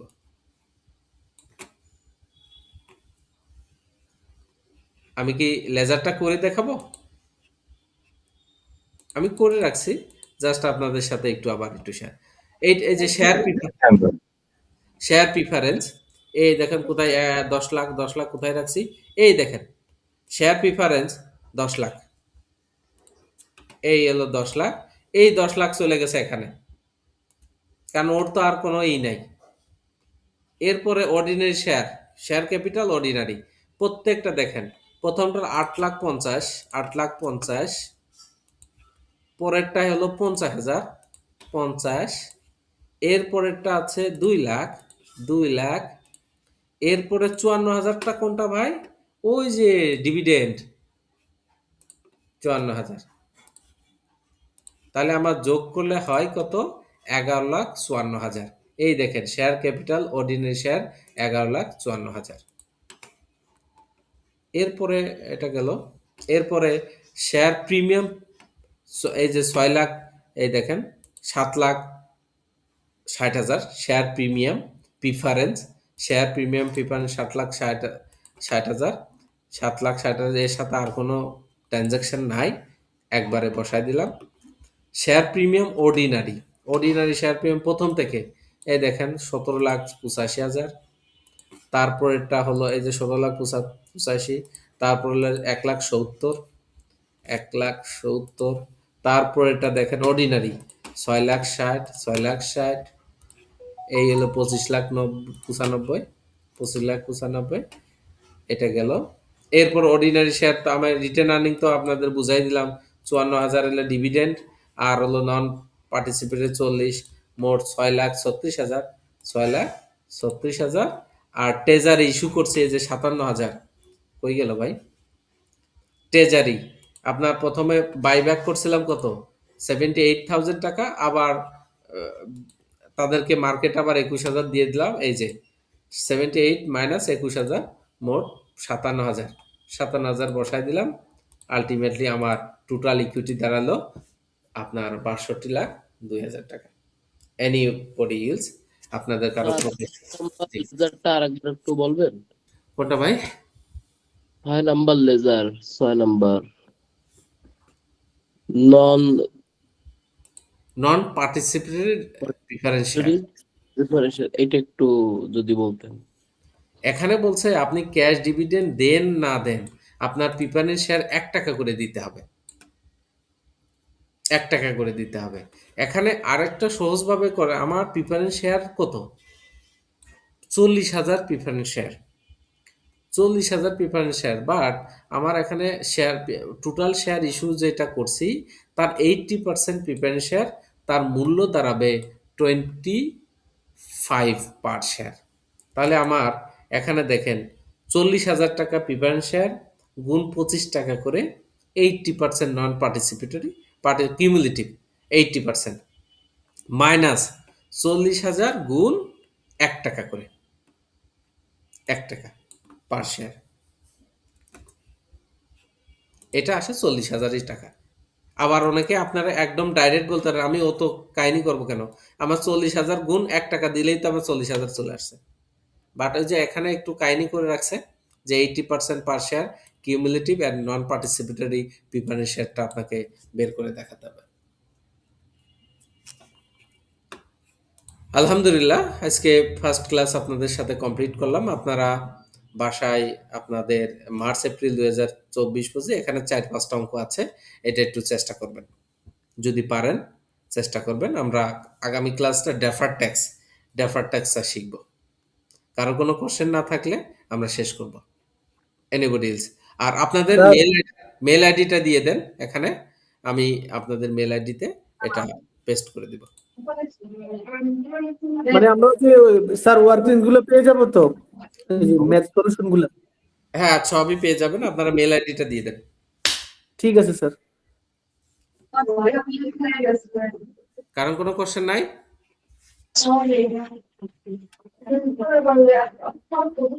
ওকে, আলহামদুলিল্লাহ। তাহলে আপনাদের মেল আইডি দিয়ে দেন, আমি এটা পাঠিয়ে দিচ্ছি। ঠিক আছে, আসসালামু আলাইকুম। ওয়ালাইকুম আসসালাম ওয়া রাহমাতুল্লাহি ওয়া বারাকাতুহু। জি স্যার, থ্যাংক ইউ স্যার।